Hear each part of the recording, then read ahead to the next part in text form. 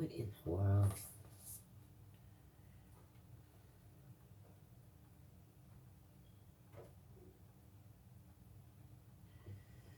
So he served King Nebuchadnezzar for 3 years, and he left.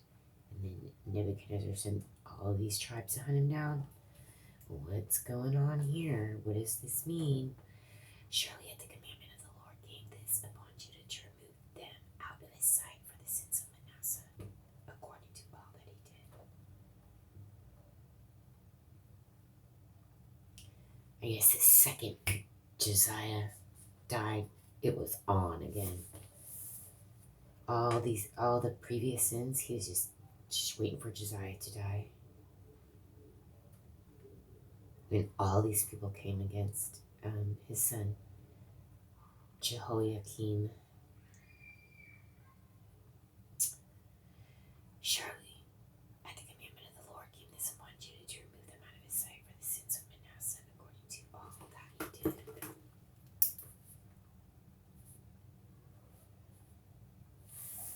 And also for the innocent blood that he shed, for he filled Jerusalem with innocent blood, which the Lord would not pardon.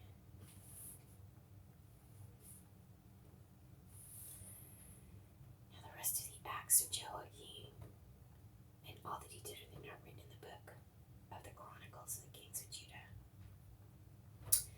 So Jehoiakim, K-I-M, slept with his fathers, and Jehoiakim, C-H-I-N, his son, reigned in his stead. And the king of Egypt came not again any more out of his land, for the king of Babylon had taken from the rivers of Egypt unto the river Euphrates all that pertained to the king of Egypt. Babylon then took over Egypt. Jehoiachin was 18 years old when he began to reign, and he reigned in Jerusalem 3 months. And his mother's name was Nehushta. Now, isn't that, what is snake? Oh, Nagash, right? Well, Nehushta, what kind of a name is that? Let's look that up. It's probably kind of snaky or something. This guy reigned 3 months. The daughter of El-Nathan of Jerusalem. El-Nathan. And he did that which was evil in the sight of the Lord, according to all that his father had done. At that time, the servants of Nebuchadnezzar, king of Babylon, came up against Jerusalem, and the city was besieged. And Nebuchadnezzar, king of Babylon, came against the city, and his servants did besiege it.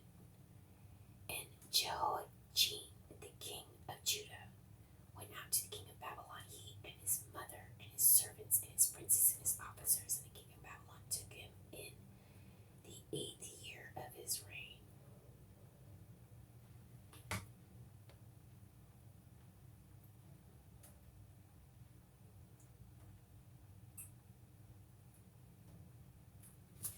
So, what is going on here? It says in verse 8, he reigned in Jerusalem 3 months. And he did evil. And at that time, Nebuchadnezzar came and he besieged it. And,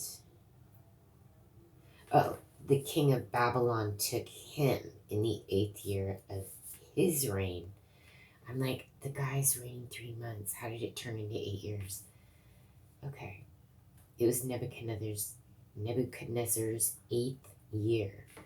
So this is important because we can tell through these numbers, we can tell exactly, pretty much kind of, after a while, we can tell by the time we get to Daniel.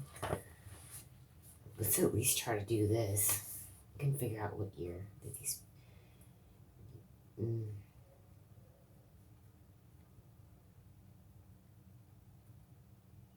It's interesting. Well, they don't put years in here. It just shows everybody's manipulated time since this time, at least. You're like, we're not going to bother. Like, we know it's going to be manipulated daylight savings timed out. Like, Greenwich Mean Time. Whenever Bill Gates says it's his birthday, he's going to switch the clock back 10 degrees.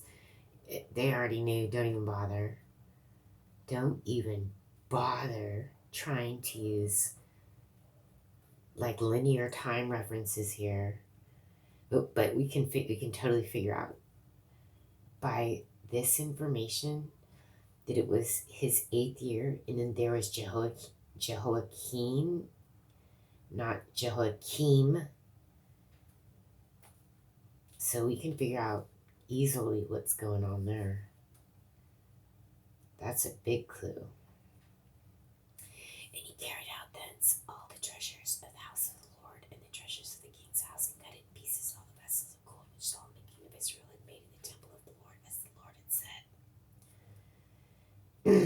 So this guy Babylon just destroyed, utterly destroyed Judah and Jerusalem. Just took everything. Destroyed Solomon's house that he made. And he carried away all Jerusalem and all the princes and all the mighty men of valor, even 10,000 captives, and all the craftsmen and smiths. None remained, save the poorest sort of the people of the land.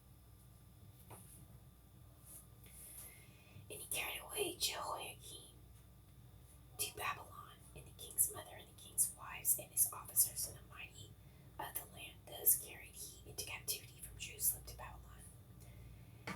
And all the men of might, even 7,000, and craftsmen and smiths 8,000, and all that were strong and apt for war, even them the king of Babylon brought captive to Babylon.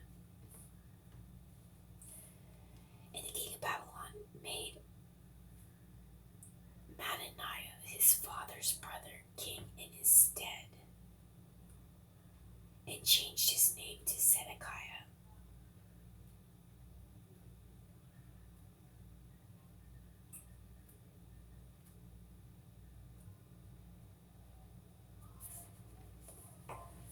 Okay, so he left this guy in Jerusalem. He took everybody else back to Babylon, captive. Zedekiah was 21 years old when he began to reign, and he reigned 11 years in Jerusalem. And his mother's name was Hamutal, the daughter of Jeremiah of Libnah. We just went through this.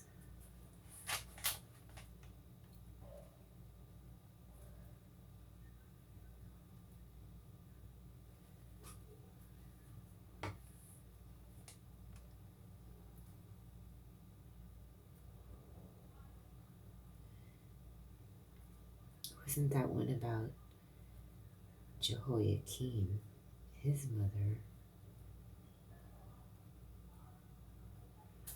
This is the second time they've said this. I'm going to have to look this back up.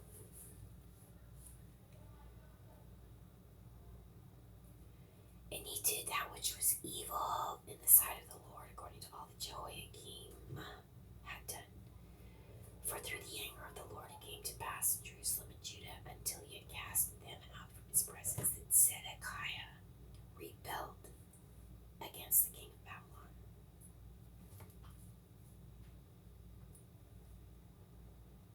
Well, that's not bad. Doesn't seem like it, but he's not following any of the commandments that Josiah just told everybody. I'm just going to try to find this real quick. Jeremiah of Libnah, Hamutal.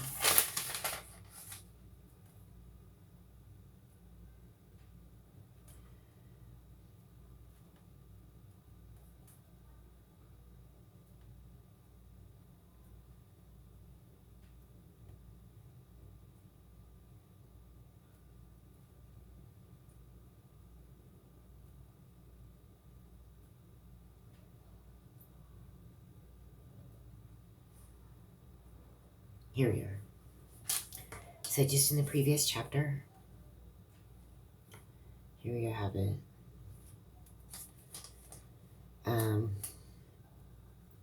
Verse 31, chapter 23. Jehoahaz was 23 years old when he began to reign, and he reigned 3 months in Jerusalem. And his mother's name was Hamutal, the daughter of Jeremiah of Libnah. Right? And then here,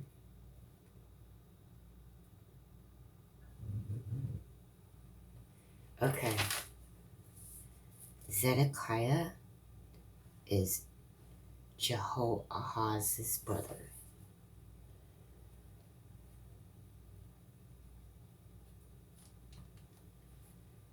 That's what's going on there.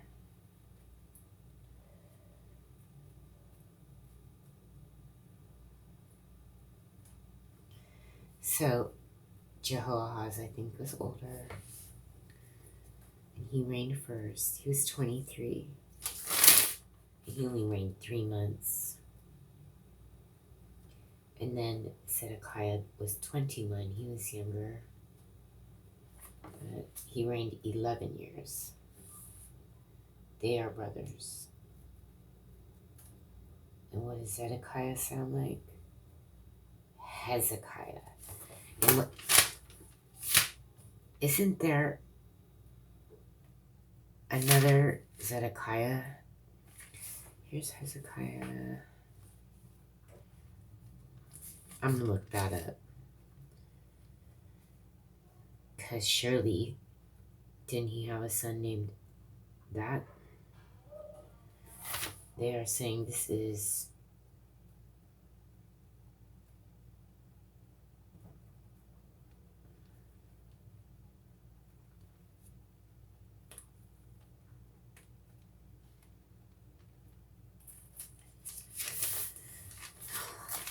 another Zedekiah. We have to be careful. I have to be careful. I have to figure this out.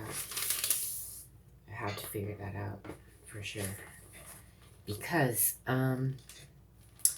well, in one more chapter, we're going to go into the Chronicles. And I see here that it's doing the whole history. Like, chapter 1, Chronicles, it's like Adam, Sheth, Enosh, right? And so here we go. Kenan, Mahalaleel, Jared. No, I have no problem saying it or pronouncing it. That's not my issue. My issue is that there are 2 seed lines. And the second seed line is completely copied names. Right? Which is why there's that bad book of Enoch. And why there are bad rulers paralleled with the seed of the Lord through David. So they're going to repeat all this. And, oh, maybe I'll find out more about Elam and Ishmael. Because look here. It's talking about these are the dukes of Edom. I don't know where that's going to go, but we kind of have to get this Zedekiah thing straight. Because this is another Zedekiah. This is a bad one. It could be. Look at all the similar names. Wasn't that something else? All of these names. It was like the North King and then the South King, and then their names were similar, and then their children's names would be almost identical. So I'm trying to figure that out. Because, well, it's just one thing I can do. Maybe it's micromanagement, but it's one thing I can do. And like, so when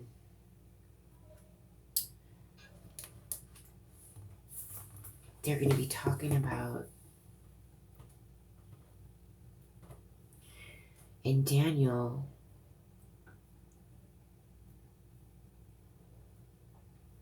I'm just going to leave it alone. I'm just going to stop talking. But, you know, even the name Nebuchadnezzar, right? And then it's like Nebuchadnezzar, right? Why are they doing that? Now, of course, we understand the purpose of when he was taken captive. So this is along the time, right? And they're talking about everybody's being taken captive to Babylon, right? And he's talking about the 8th year of his reign, right? So soon, Daniel is born now.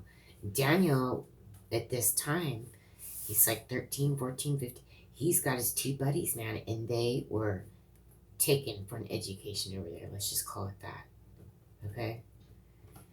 And they were well liked.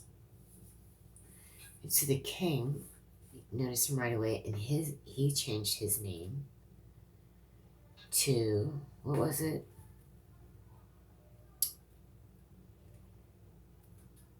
Oh, I can't even think right now. All these name changes, right? Okay, then that's another one, too.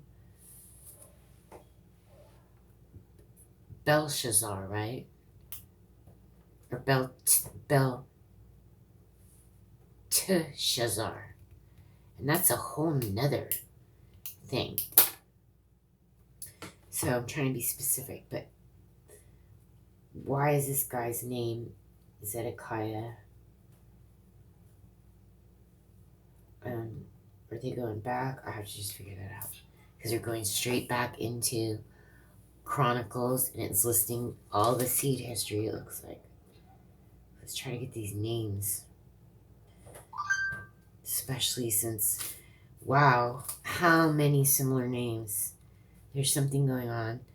And they're not just saying this so you can look it up in Hebrew and figure it out on the Google. Isn't that amazing that how easy that is to do? Like, you would have to know Hebrew to even find out what these names were in the old days, or like get a big old book. Or like, you have to read thousands and millions of books to even extrapolate what these things mean. But I'm not so much the meaning right now. That is something that would be awesome to do. But now I'm just trying to kind of straighten them out a little bit. There have been like, I don't know, how many names, new names in these last 2 books. We have 1 chapter left. But in the first, second book, there's like 2,000 names of people. In like, 50 pages, 40 pages, 42 pages. It's a lot of people. So he's not just saying their name. It's just for fun. It's not just for the meaning of the names. There's more to this. Because all these names have been mimicked, right? And I think that's what's kind of going on when they were talking, when it was kind of like the good kings. There's only a couple, right? Hezekiah. And all of the northern kings were bad. And all the northern kings, they had similar names.